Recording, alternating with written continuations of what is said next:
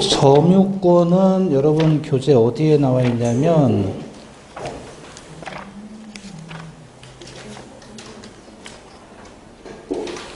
228페이지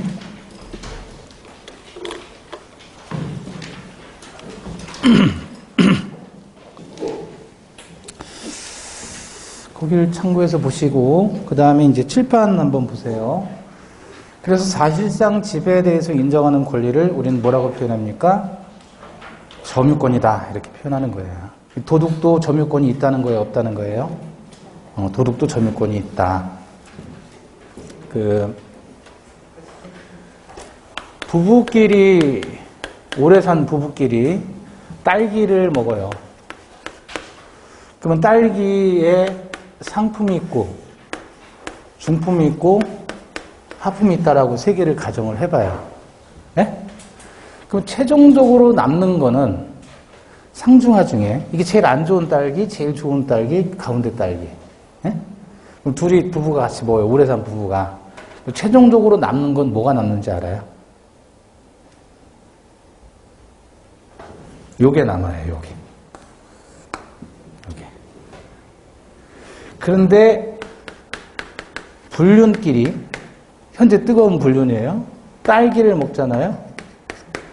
그럼 뭐가 남는지 알아요? 최종적으로 남는 건? 요게 남아요. 요게. 왜 그럴까요? 여기는 이제 오래 살았잖아요. 그죠? 그럼 서로 잘 알잖아요, 이제. 그러니까 서로 좋은 것만 먹어요. 그러니까 안 좋은 거는 최종적으로 남는 거예요. 근데 여기는 서로 간에 지금 신뢰가 없어요. 그죠? 성향도 잘 몰라요. 어쨌든 현재 뜨거워요. 그럼 어떻게 해요? 네? 서로 양보해야지. 그러니까 제일 나중에 남는 거는 제일 좋은 것만 남는 거예요. 서로 안 좋은 것만 줘서 먹으니까 상대방 좋은 거 먹이려고. 여기는 서로 좋은 거 뺏어 먹으려고. 일리가 있어요? 네? 부부끼리 식당을 간단 말이에요. 식당을 가면 싹쓸이를 해요. 그리고 남으면 싸가요. 그죠? 싹쓸이 하든지 아니면 남으면 싸가요. 근데 이들이 식당을 가잖아요. 그럼 어떻게 해요? 남기고 서로 먹여주고 그죠? 덜어주고 먹여주고. 그러면 이제 이거 불륜이라는 거야. 누구 얘기예요? 영종도 식당 주인이. 영종도 식당 주인이 오면 자기는 안 돼요. 불륜인지 부부인지. 예? 뭘 얘기하고 싶냐면 이들도 현재 점유는 하더란 말이에요. 손잡고 다니잖아요. 이것도 권리로 인정을 해야 된다, 안 해야 된다? 권리로 인정해야 된다. 그게 점유권이에요, 점유권. 이해되시는 거죠? 만약에 이걸 권리로 인정해 주지 않으면 식당 주인이 뺏어갈 수도 있는 거 아니에요. 다른 손님이 뺏어갈 수도 있죠. 당신 내 스타일인데 나오고 가자.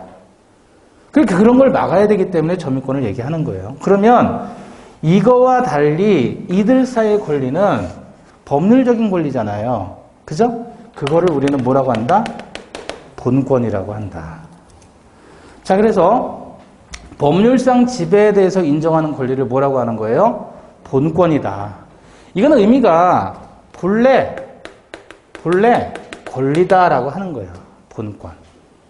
이거는 본래의 권리가 아니죠. 어쩔 수 없이 사회 질서를 위해서 임시적으로 점유권을 인정해 주는 것뿐이지 법률상의 권리는 아니다. 그래서 이 점유권이 아닌 모든 권리를 다 뭐라고 표현하는 거예요? 본권이라고 하는 거예요. 본권. 그럼 거기 228페이지 보시면 점유권 했을 때 사실상의 지배를 내용으로 하는 권리이다 그랬죠? 배타성도 없고 우선적 효력도 인정되지 않는다. 근데 본권은 지배할 수 있는 권리예요. 법률적으로 지배할 수 있는 권리를 뭐라고 표현해요? 본권.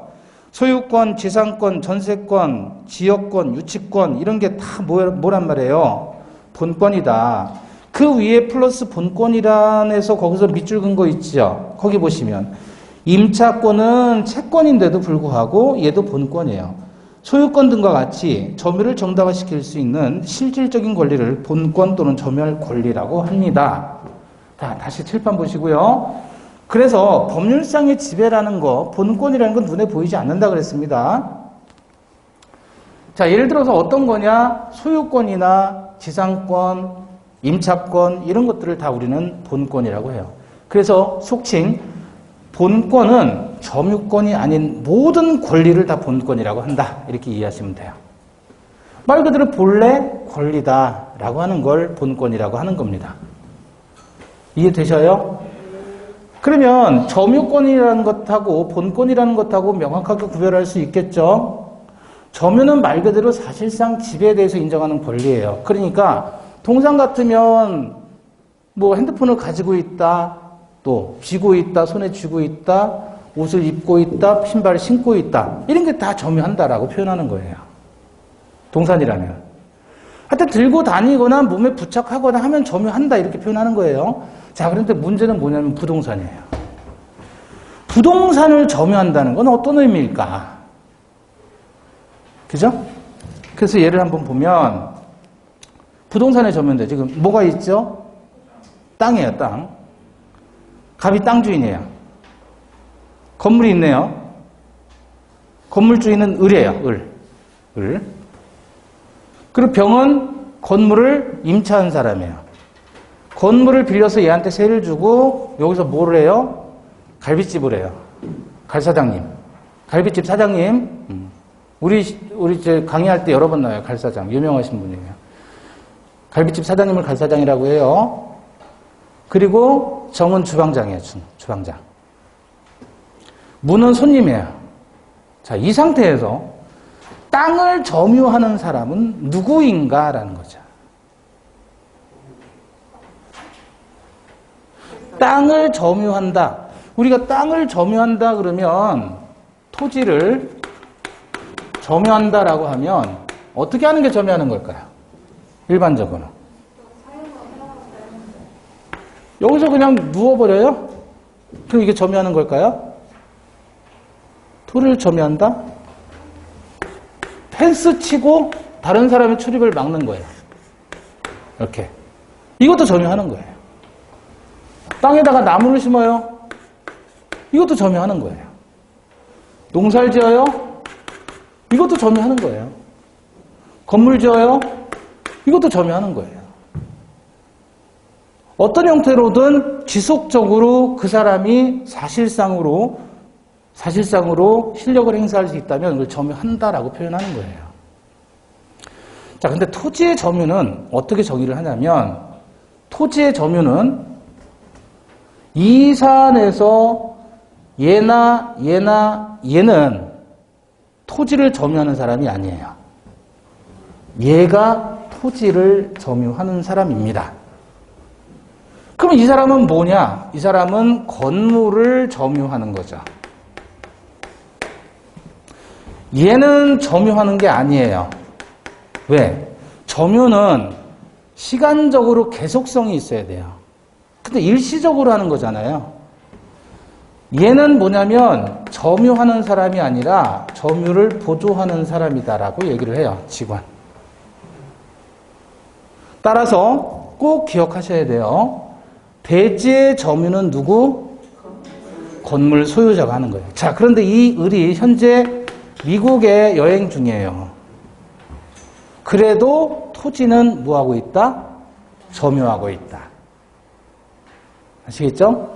동산이야 들고 다니면 점유하는 건데 부동산, 특히 토지에 대해서는 그 토지상의 건물 주인이 토지의 점유자가 된다.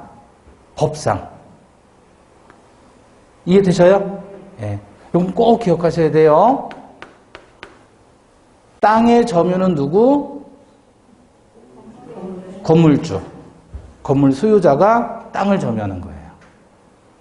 아시겠죠? 예. 점유 개념 이해하셨죠?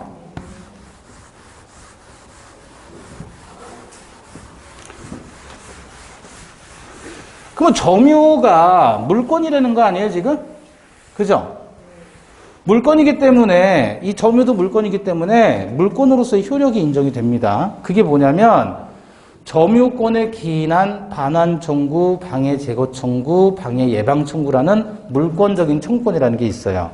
모든 물권에는 다 물권적 청구권이라는 게 있습니다. 배타성 때문에. 물권의 가장 중요한 성질이 뭐라고요? 배타성. 그럼 점유권도 물권이다. 따라서 도둑놈에게도 그 도둑한 물건에 대한 뭐가 있다? 점유권이 있다. 이 점유권의 개념이 되게 어렵게 생각하면 어려운데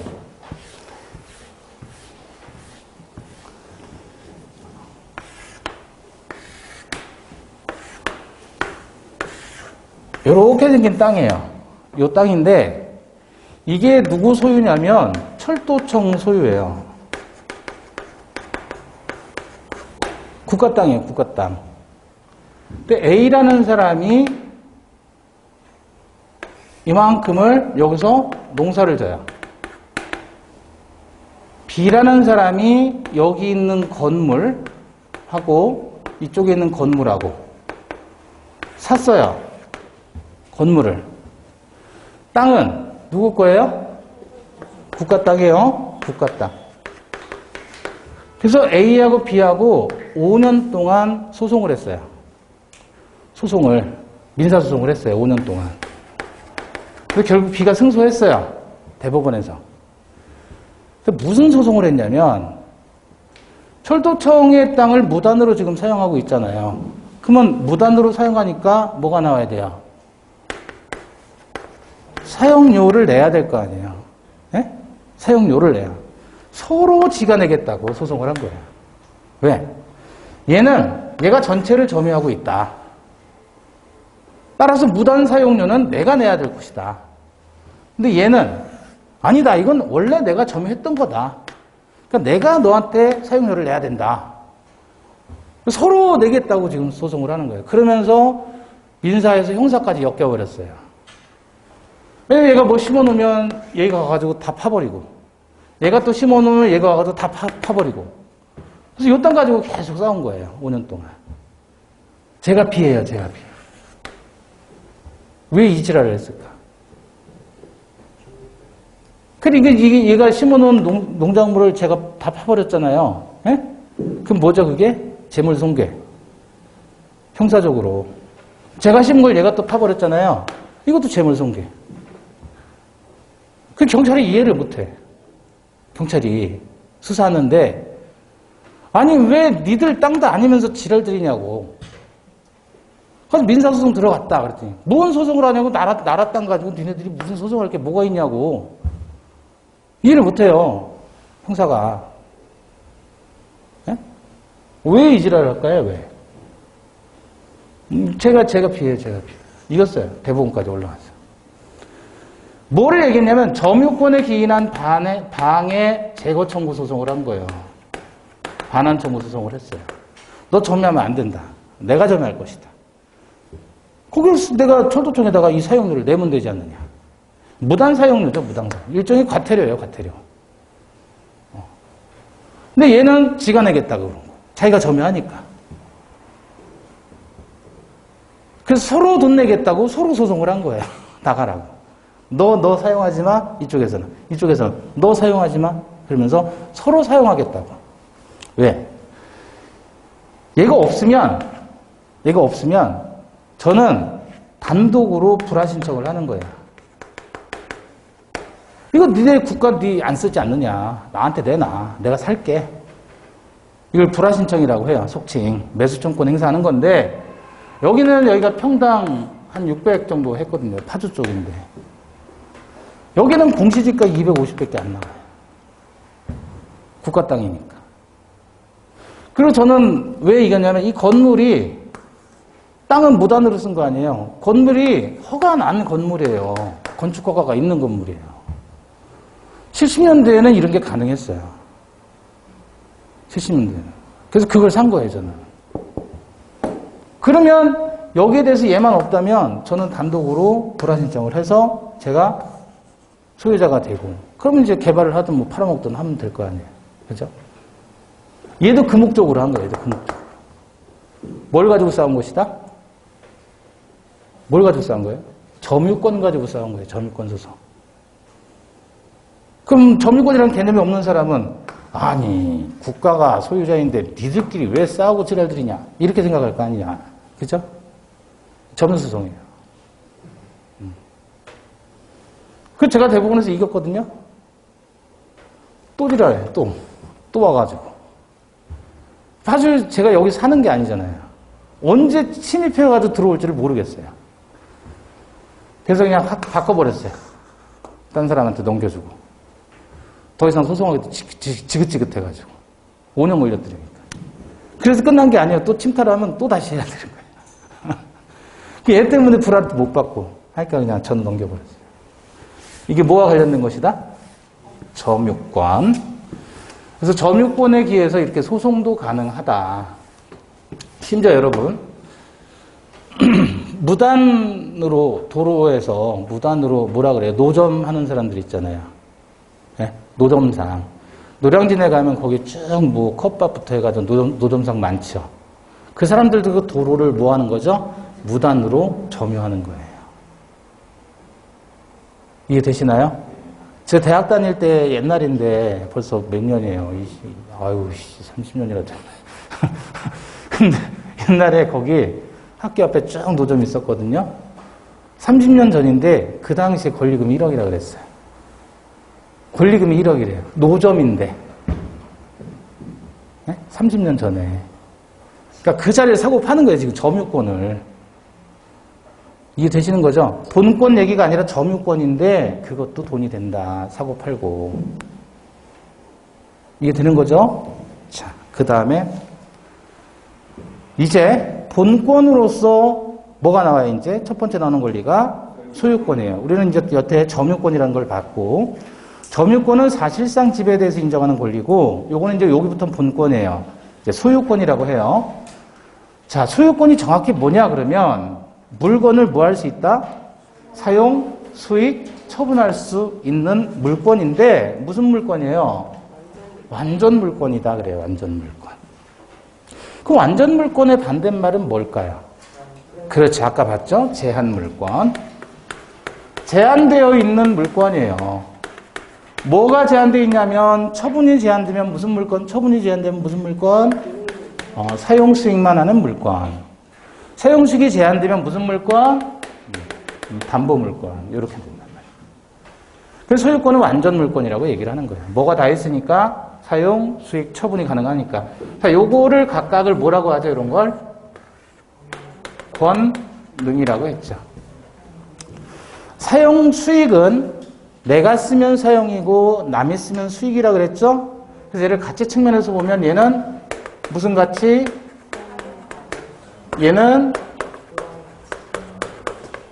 그럼 소유권이라는 것을 정의할 때는 물건에 대해서 사용 가치와 교환 가치를 전면적으로 지배하는 완전 물건. 그죠? 그래서 여러분 주관식은 우리가 시험을 안 보는데 주관식에 대해서 평가를 할 때는 어떻게 하냐면 똑같은 거예요. 예컨대 소유권에 대해서 논하라. 그러면 이제 주관식을 쓰는 거잖아요. 예를 들어 의의에서 배점을 한 10점 준다라고 쳐봐요. 10점. 소유권이란 물건을 사용, 수익, 처분하는 권리이다. 그러면 이 소유권의 의의를 제대로 썼을 때 10점이 배점이 된다면 이렇게 쓰면 몇 점 줄 거야?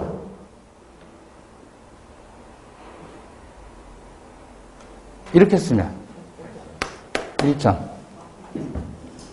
왜냐면 이건 누구나 쓰는 거예요. 누구나 다 쓸 수 있어요. 그죠? 그런데 물건에 대한 이건 기본적으로 들어가야 되고 사용 가치와 교환 가치를 전면적으로 지배하는 완전 물건이다. 그러면 얘는 10점. 왜냐하면 사용 수익 처분에 권능 들어갔다. 권능이란 단어 더 써주면 얘는 1.5점. 권능이란 단어를 아니까. 그걸 아는 애들은 사용 가치와 교환 가치라고 표현하게 되는 거죠. 그럼 점수가 올라가야죠. 얘가 공부 더 한 거잖아요. 완전 물권이다라고 했을 때, 아, 완전 물권은 제한 물권도 알고 있다라는 얘기를 한 거고, 그죠? 전면적으로 지배한다라는 것 자체가 완전 물권을 서술해 주는 거니까 얘는 점수가 많이 가야 되는 거예요. 그래서 주관식 평가할 땐 이런 식으로 평가를 합니다. 나름 기준표가 다 있어요. 주관식도. 어쨌든. 자, 그런데 소유권은 말 그대로 물건을 사용, 수익, 처분할 수 있는 완전 물건이라고 그랬습니다. 그죠? 그럼 소유의 대상이 되는 건 뭐죠? 그렇죠. 소유권의 객체라고 하는 거예요. 객체. 대상이 되는 걸 우리 법에서는 객체라고 표현합니다. 그럼 소유권의 객체는 뭐죠? 물건이에요. 물건. 물건 뭐라 그랬죠? 아까? 유체물 및 전기 기타 관리할 수 있는 자연력. 그게 소유권의 대상이에요. 자, 그래서 어떤 문제가 예전에 나왔었냐면 아파트 입주권은 소유권의 객체가 된다 그랬어요. 맞을까요? 틀릴까요?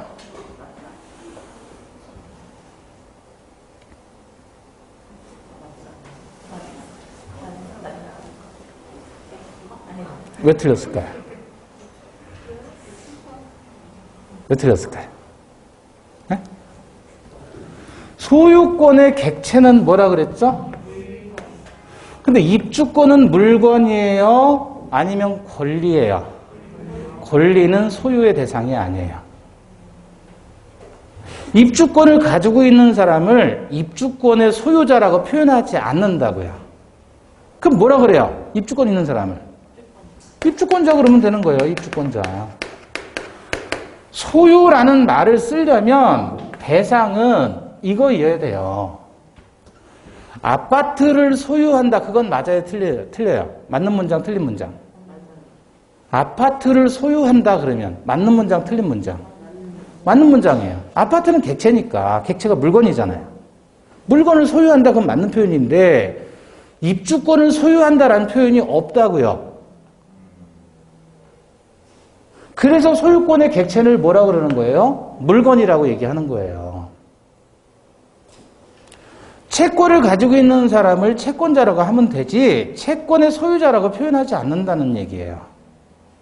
소유라는 말을 쓰려면 대상은 권리가 되어서는 안 되고 물건이어야 되는 거예요. 물건. 그럼 분양권은 소유권의 객체가 된다 그러면 그것도 틀렸죠. 분양권을 가지고 있는 사람은 그냥 분양권자 그러면 되는 거예요. 분양권의 소유자라는 표현 안 해요. 채권의 소유자 안 해요. 소유라는 말을 쓰려면 반드시 대상은 뭐다? 물건이어야 된다. 물건. 아시겠죠? 왜 그런데요? 그게 룰이에요. 룰. 그게 법이라고요. 법이 그렇게 정해놨잖아요. 물건을 그랬잖아요. 물건을. 그래서 권리를 대상으로 하면 소유라는 말을 써서는 안 된다. 자, 그러면 내가 땅을 가지고 있다라고 했을 때 도대체 땅의 그 거중만을 가지고 있는 것이냐? 어디까지 내 거냐 이거죠. 그죠? 땅을 소유한다라고 했을 때 땅을 파도 되는 거예요, 소유자가? 네? 땅에다 건물 지어도 되는 거예요, 소유자가? 물론 허가받고 하는 건 별개의 문제고 사실상 소유자가 자기 마음대로 땅을 파거나 또는 건물을 올리거나 나무를 심거나 마음대로 해도 되는 거예요? 공법상의 제한이 없다라고 가정하면 되잖아요. 그런 거 되는 거죠. 그럼 어디까지? 몇 미터까지 팔 수 있어요? 내 땅인데. 내가 파고 싶어요. 얼마까지 팔 수 있어요? 제한 없이 내 맘대로? 아니, 그러니까 공법적인 규제는 없어요. 예를 들어 뭐든지 다 허가 받았다고 쳐요, 그러면. 그럼 내가 어디까지 파내려갈 수 있냐고요. 그럼 건물을 올리면 어디까지 올라갈 수 있어요? 구름 정도까지 올릴 수 있을까요? 올리고 싶은 만큼이 아니라는 거예요. 자, 토지가 있다면 지상과 지하에 소유권의 효력이 미치는 겁니다. 지상과 지하에 소유권의 효력이 미치는데 어디까지 미치느냐?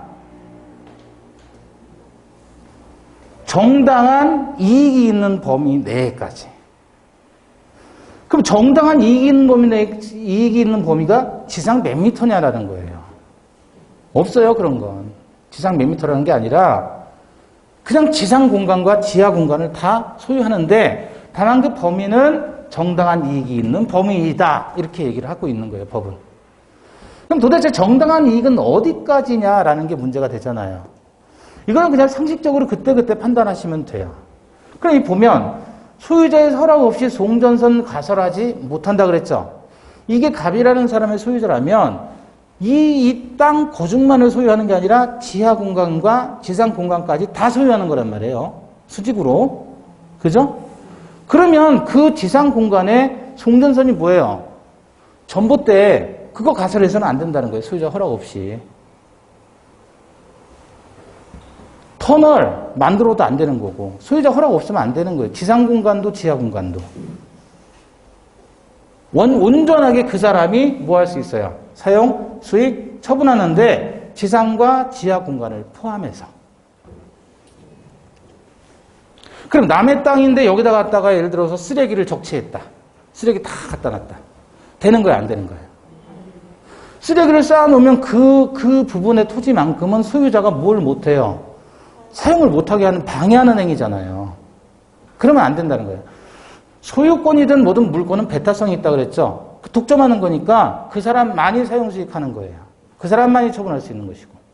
그래서 다른 사람은 소유자 허락 없이 어떠한 행위도 하지 못한다. 심지어 땅 파는 것도 안 되는 거예요. 남이 와서. 그러면 이 밑에 배수로 같은 거 설치해도 되나요? 남의 땅인데? 안 돼요. 수도관 설치하는 거 또 안 돼요. 가스관 설치하는 것도 안 돼요. 온전히 이 사람의 배타적인 소유권을 인정해야 된다. 그러면 지하수는 땅 파면 지하수 나오잖아요. 나오는 땅도 있고 안 나오는 땅도 있겠지만 그럼 토지 소유 지하수는 별도 토지와 별개의 별도의 소유권이 인정되겠느냐. 다시 말하면 지하수는 토지의 일부분인가 아니면 토지와는 별개의 다른 권리를 인정할 수 있겠는가. 그게 문제인데 지하수는 토지 소유권의 한 부분인 거예요. 따라서 지하수에 대해서만 별도의 물건으로 인정해주지 않습니다. 지하수는 그냥 토지 안에 있는 거예요. 아까는 말 그대로 본 건 온천권이죠. 땅을 팠는데 온천수가 나오는 온천이에요. 거기가. 온천이 뿜어져 나온다고요. 땅 파면. 그리고 온천은 그 토지와 별개이냐 그거예요. 별개의 물건이냐 아니냐. 아까 뭐라 그랬죠? 별개의 물건이 아니다. 그냥 토지 소유권의 한 내용인 거예요. 그래서 온천권이나 지하수 이용권 이런 것들은 독립한 물권의 객체가 되지 않는다. 그럼 뭐예요? 그냥 토지 소유권의 한 내용이에요. 참고로 한계심도라는 게 있어요. 지하철 공사할 때 지하철이 여러분 집 밑으로 지나갈 수 있나요? 있다고 해줘요. 서울 같은 경우에 지하철을 막 뚫어놨잖아요. 여기저기다. 인천도 2호선까지 만들었잖아요. 지하철을. 그죠? 실제로 내려가 보면 꽤 깊죠? 엄청 팠죠? 그게 몇 미터냐면 한계심도라고 하는데 30m 이상이어야 돼요. 그 말은 지하철이 만약에 만들어질 때 30m를 안 파고 A라는 사람이 소유하는 이 땅인데 이 땅에서 지하로 30m를 파야 되는데 여기까지야. 한계 심도가. 여기까지인데 만약에 25m를 팠다. 그럼 보상해 줘야 돼요. 공사에서. 5m를 덜 팠잖아요. 그러면 이 지하철 도시공사에서 이 사람에게 보상을 해줘야 된다고요. 왜? 법이 30m 이상을 잡아놨기 때문에. 그럼 여기까지는 정당한 이익이 미치는 범위에 해당하는 거죠.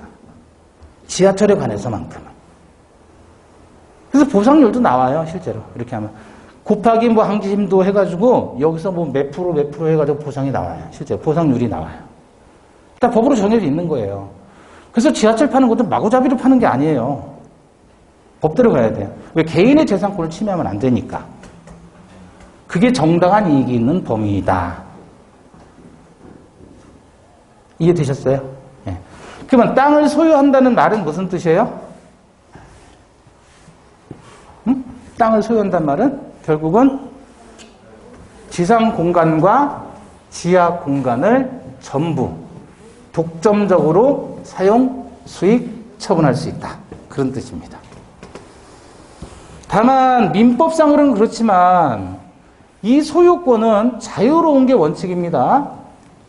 근대 자본주의가 형성된 거는 뭐 때문이죠? 자본주의라는 시스템, 경제 시스템이 만들어진 건 뭐 때문이에요? 네?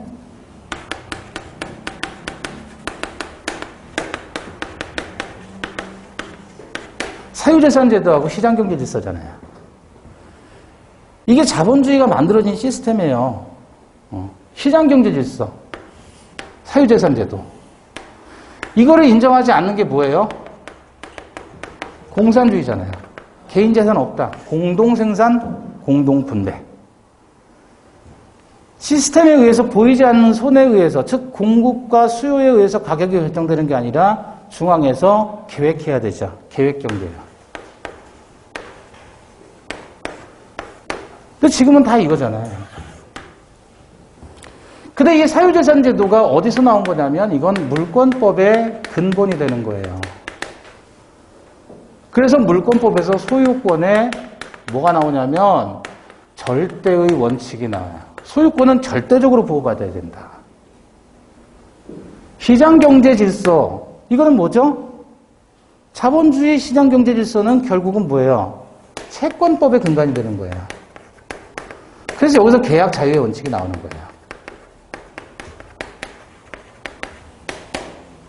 그러니까 우리가 공부하는 민법은 자본주의법이에요. 자본주의법. 근데 이론적으로 공산주의나 사회주의 같은 경우에도 사실은 경제 부분에 대해서는 사유재산제를 인정을 하고 있고 또 시장경제로 흘러가요. 정치체제만 그렇게 했지. 사이비 공산주의죠. 사이비 공산주의. 왜냐면 러시아든 소련이든 러시아든 중국이든 개인재산 인정해주잖아요. 그게 무슨 사회주의예요? 그게 무슨 공산주의고. 사기꾼들이지. 그죠? 자, 어쨌든 소유권은 절대적으로 보호받아야 된다라는 원칙 때문에 개인이 땅을 소유했다라는 말은 누구도 제한을 가해서는 안 된다. 다만 공익을 위해서는 소유권이 제한될 수가 있어요. 공익을 위해서. 그게 바로 공법상의 규제예요. 네 땅이라고 네가 마음대로 허가받지 않고 건축하면 안 된다. 건축물은 인간의 삶에 지대한 영향을 미치잖아요. 무너지면 다 죽는 거잖아요. 그래서 함부로 못 짓게 허가받고 해라. 이런 땅은 용도 지역 지구를 정해가지고 용도에 맞게 써라. 그렇게 해서 공법상 규제를 하는 겁니다. 자, 그 다음에 이제 용익물권 들어갑니다. 지상권이라는 말을 많이 안 들어보셨을 거예요, 보통은. 이게 흔히 쓰는 말이 아니에요, 지상권은. 자, 뭐냐면 갑이 땅을 가지고 있다. 토지 소유자예요. 그럼 얘가 지상권을 설정한다라고 표현해요. 설정한다. 그러면 이 지상의 건물이라든지 또 나무, 20개 집단 그랬죠. 요거는 이제 광고탑, 건물 옥상에 있는 광고탑, 요거. 광고탑. 이런 것들을 다 묶어가지고요. 뭐라고 하냐면 지상물이라고 표현합니다. 지상물. 그래서 을이라는 자가 갑의 토지를 빌려서 사용하는 거예요, 땅을. 땅 빌리는 권리가 무슨 권? 지상권이다, 이렇게 표현하는 거예요. 땅 빌리는 권리. 자, 교재는 어디 있냐면,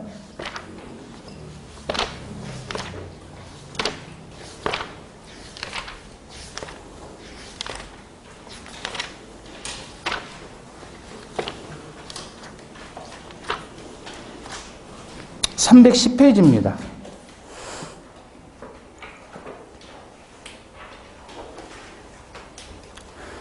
지금 지상권을 가지고 있는 사람이 을인데요. 얘가 갑의 토지를 이용하는 거예요. 어디를? 이 부분을.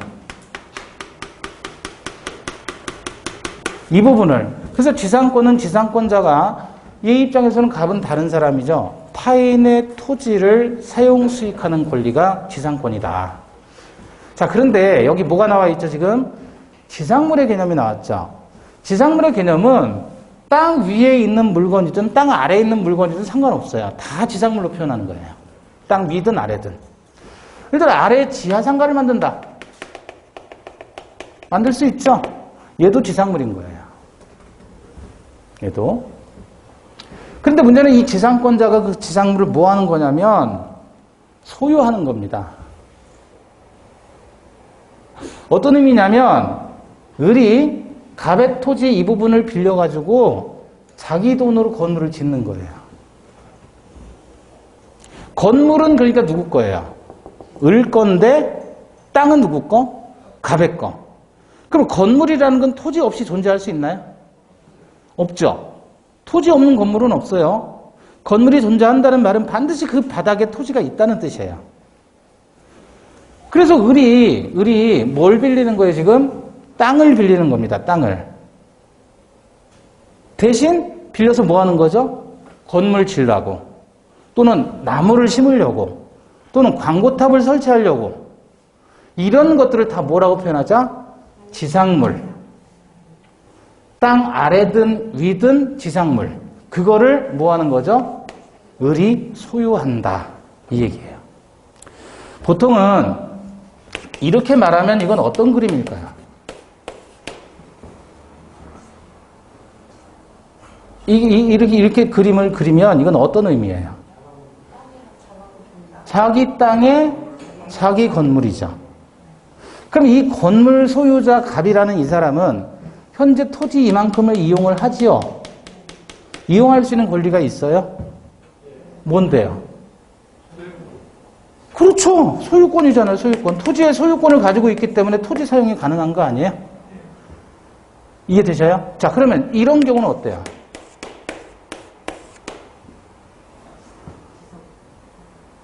건물 소유자는 지금 을이죠. 땅 주인은 누구예요?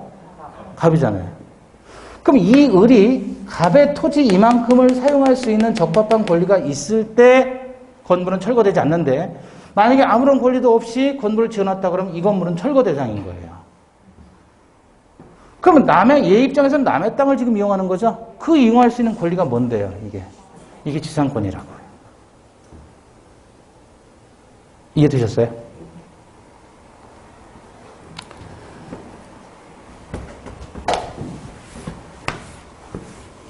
결국 지상권은 뭐 하는 거죠?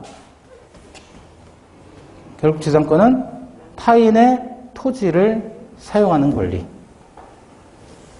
아시겠죠? 다만 목적이 뭐예요? 목적이 지상물을 소유하기 위해서. 자, 그럼 지상권의 객체는 뭐가 되겠습니까? 대상. 지상권의 대상, 객체. 이거는 지상권 설정의 목적이라고 하고 지상권의 객체는 토지입니다. 그래서 지상권은 타인의 토지를 사용, 수익할 수 있는 권리잖아요. 그죠? 그랬을 때 뭐뭐의 을을 하면 이걸 우리는 목적어라고 하죠. 주어, 서술어, 목적어 그런 얘기 하잖아요. 뭐뭐 을을 들어가면 이거를 목적어라고 하는데 그 목적어를 법에서는 객체라고 하는 거예요. 자, 소유권의 객체는 뭐라 그랬죠? 물건이라고 그랬잖아요. 왜? 물건을 사용, 수익, 처분할 수 있는 권리가 소유권이니까. 그래서 목적어에 해당하는 거, 뭐뭐 을에 해당하는 거, 그걸 우리는 법에서는 뭐라고 한다? 객체라고 한다. 아시겠죠? 그럼 지상권의 객체는 뭐라고요? 지거 너의 거, 너의 거. 타인의 토지가 지상권의 객체라고 표현하는 거예요. 그 사용권을 가지고 있는 사람을 우리는 지상권자. 그러면 이 땅 주인을 뭐라고 표현하는 거예요? 지상권을 설정해 준 사람이다. 그래서 설정자라고 표현하는 거예요.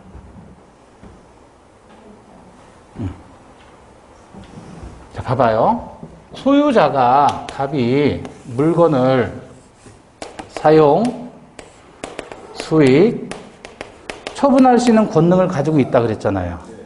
근데 얘가 권능 중에 사용 수익 권능을 떼어주는 거예요, 을에게. 그럼 을은 소유자는 아니지만 뭘 받았죠? 사용하고 수익할 수 있는 권능을 받았죠. 그죠? 그럼 얘가 얘한테 이 권능을 받아서 이제 이 물건은 독점하는 거니까 배타적으로 자기가 사용 수익하면 돼요. 약속된 기간이 예를 들어 30년이다 그러면 30년 동안은 얘가 독점적으로 사용 수익하는 거예요. 그러면 얘는 미쳤다고 빌려줘요? 대가를 받겠죠. 그걸 치료라고 하는 거예요, 치료. 공짜로는 안 해주겠죠. 기간도 30년이나. 근데 30년 끝났다 그러면 어떻게 되죠, 이제? 얘는 더 이상 사용 못하고 이 권능을 다시 돌려주는 거잖아요.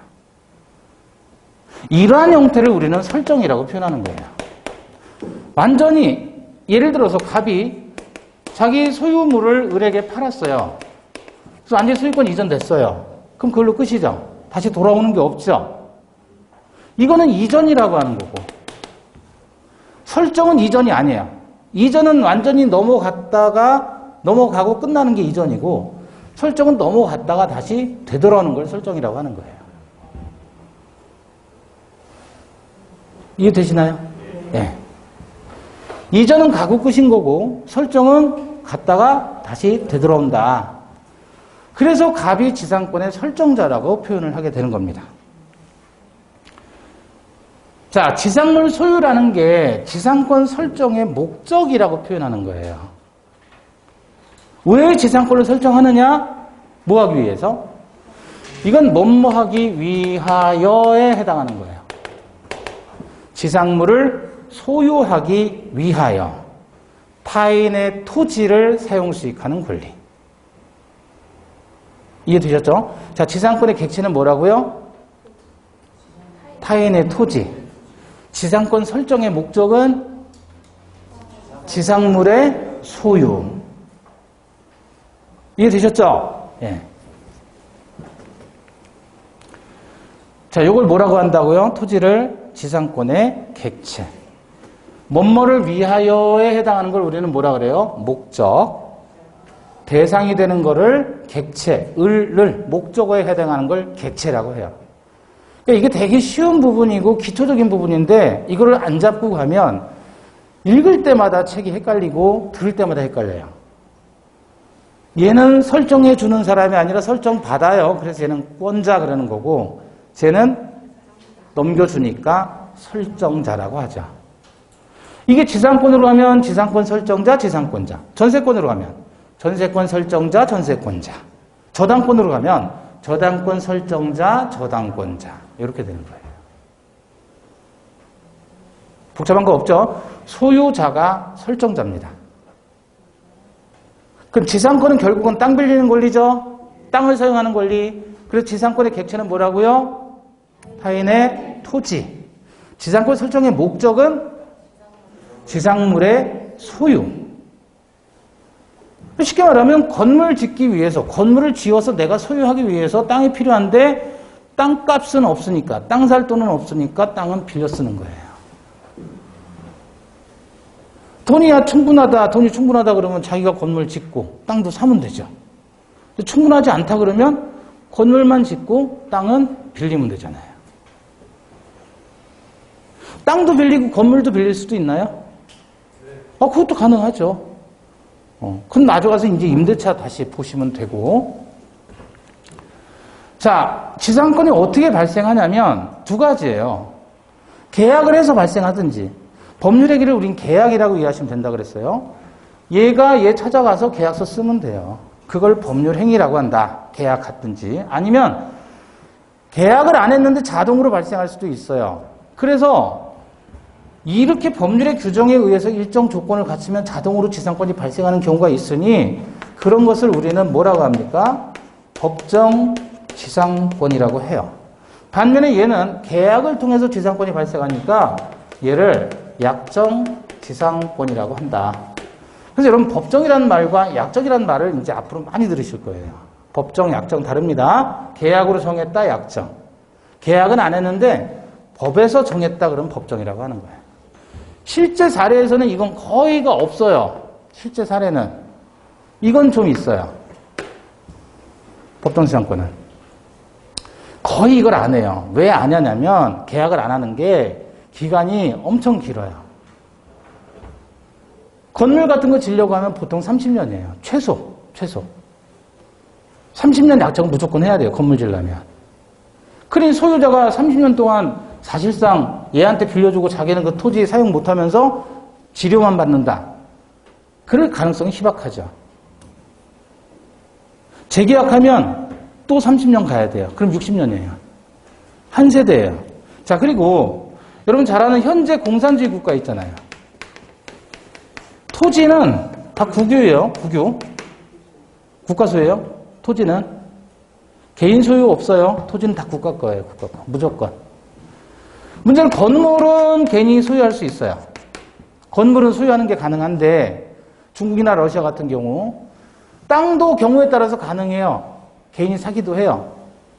근데 원칙적으로는 토지는 국유고 건물은 소유하는데 그러면 이들 나라에서 사실상 소유권이라는 개념은 어떤 개념이냐면 지상권이라고 보시면 돼요. 지상권. 국가 땅에다가 건물을 짓는 거예요. A가. 그럼 이 건물은 반드시 토지를 이용해야 되는 거 아니에요? 그죠? 그러니까 이게 지상권이라는 거예요. 그리고 얘는 70년, 60년 이렇게 인정을 해줘요. 그러니까 사실상의 소유권이죠. 사면.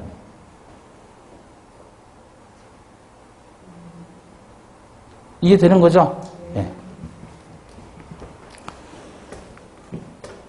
자, 자기들끼리 계약을 하고요. 그 다음에 등기를 하면 물권은 반드시 등기를 통해서 공시한다 그랬죠?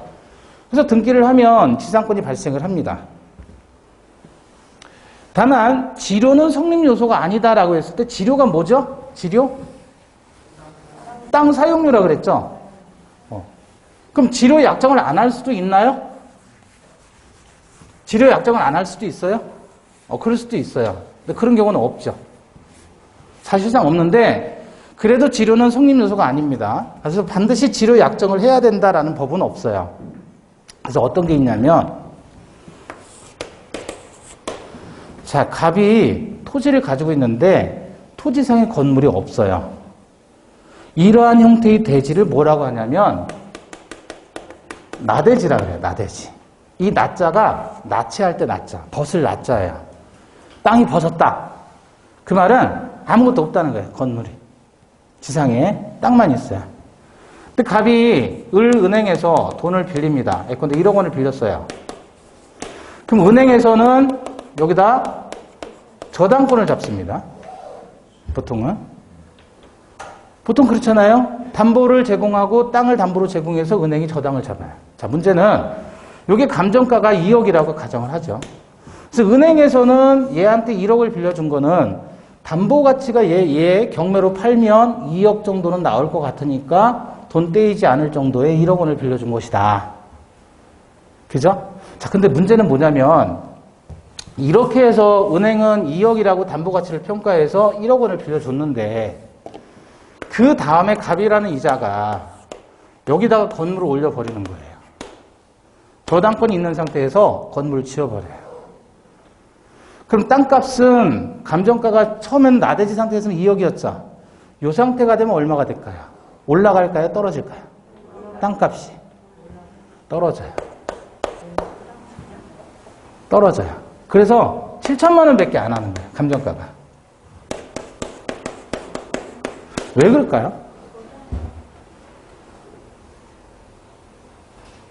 왜 그럴까요? 이 땅은 수요가 많아요. 살려고 하는 사람이 많아요. 건물 지려는 사람, 또 나무 심으려는 사람, 농사 지려는 사람, 뭐 등등등 다 살 수 있죠.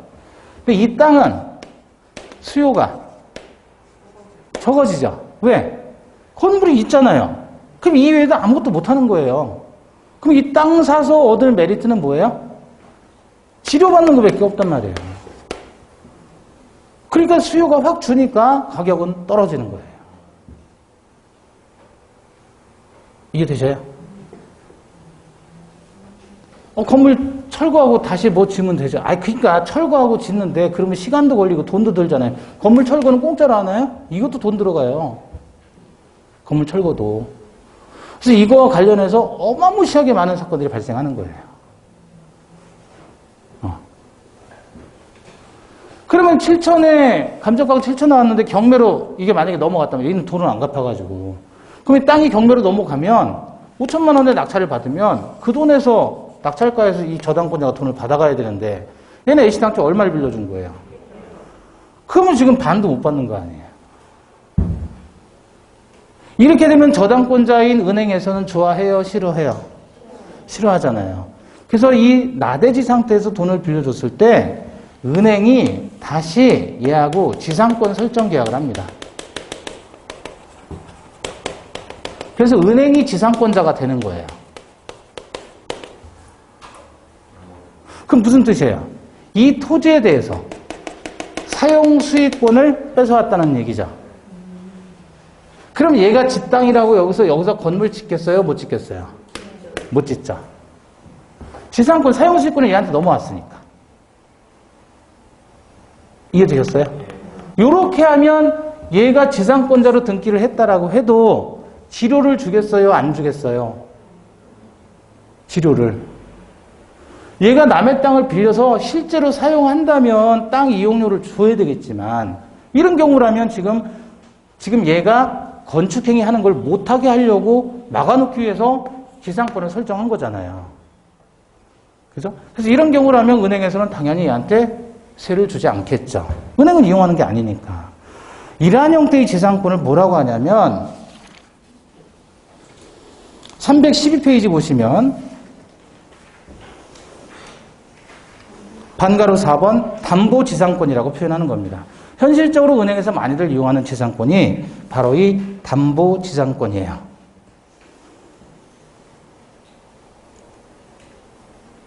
자, 담보지상권에서 동그라미 1번 보시면 근저당권 등 담보권 설정의 당사자들이 그 목적이 된 토지 위에 차후 용익권이 설정되거나 건물 또는 공작물이 축조 설치되는 등으로써 목적물의 담보 가치가 저감한다라는 건 떨어진다는 뜻이죠. 담보 가치가 2억에서 5천만 원, 7천만 원으로 저감하는 것을 막는 것을 주요한 목적으로 해서 담보권과 아울러 지상권을 설정한 경우에 그랬죠. 이걸 바로 뭐라고 표현합니까? 담보지상권이라고 한다. 자, 시간이 얼추 돼가지고 오늘은 여기까지 보도록 하겠습니다.